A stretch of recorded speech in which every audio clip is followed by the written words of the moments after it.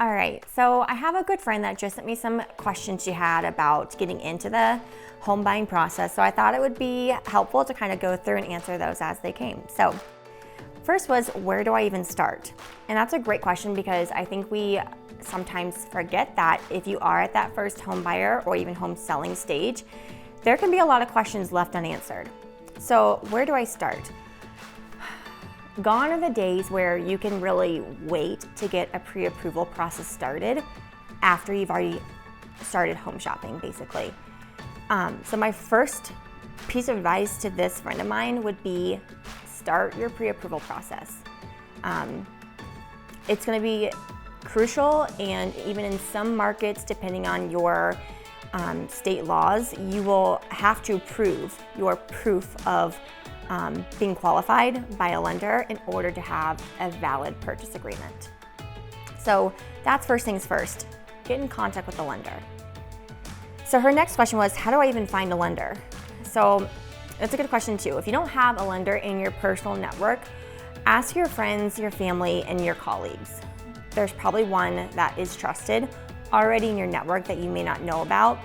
Second of all, if you don't have a lender in your personal network, if you happen to have a real estate agent that you know and trust, definitely ask them for some referrals and recommendations. A good question of hers was, can I predict what I'll get pre-approved for? So in a nutshell, I don't think you can predict it. There are mortgage calculators online.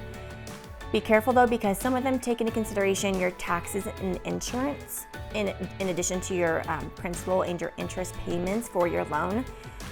Some of them don't. So you'll want to make sure that you're aware if that's being taken into account for as well. Honestly, your best bet is just getting the pre-approval process started, and they will give you a ballpark idea about what your pre-approval amount will be for. Another question of hers was, what qualifies me as a first-time home buyer loan? So obviously, first things first, is it your first home purchase? And then second of all, there are certain criteria points that your lender is going to walk you through, and depending on your responses and your ability to have proper documentation for them, they're going to know pretty quickly if you are a qualified buyer. I love getting this question from first-time home buyers because I think a long time ago there were certain standards and regulations in place, but nowadays the answer is much different. So her question was, what percentage down do I need to buy a house? And while that answer has variable answers, and your lender will be able to clarify kind of what makes those answers different, if you are assuming a conventional loan to purchase that house, first-time home buyers typically are eligible for a 3% down payment on that home purchase. Can you offer more on that? Absolutely. And if you can, you should, especially if you plan on being in that house for a longer period of time.